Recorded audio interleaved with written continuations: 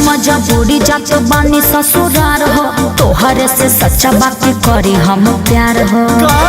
ससुराल जातारू। हाँ ए जान मजबूरी बा हम जी के का करब अभी हम अपन जान दे ना ए जान ऐसे मत करिए ताकि हमार प्यार के क्रिया हमरा के माफ कर दो प्लीज। अब का मांगेलू माफी कैलू जमन बा काफी पियावा संग चल दिहन हमसे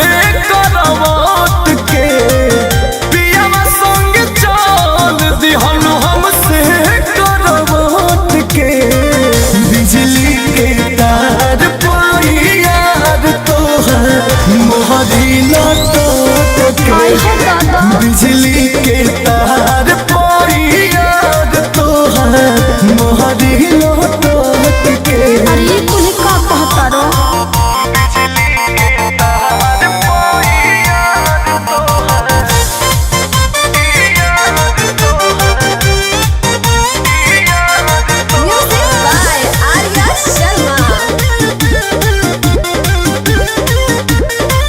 कुछ दिनवा के बाद नई हरावा में आइब जब तोहे ना लाऊ कब तो कैसे जी पाए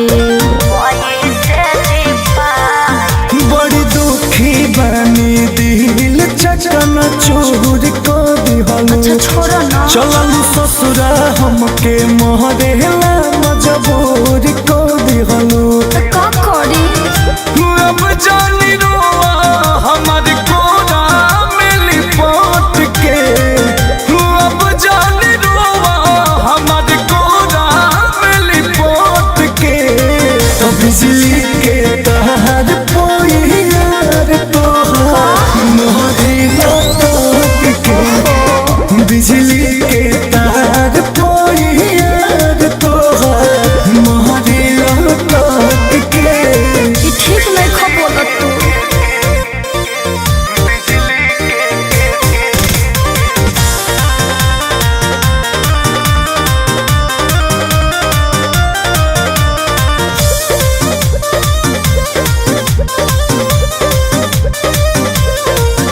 अंकुश राजा दी हो जाने जानावा के हो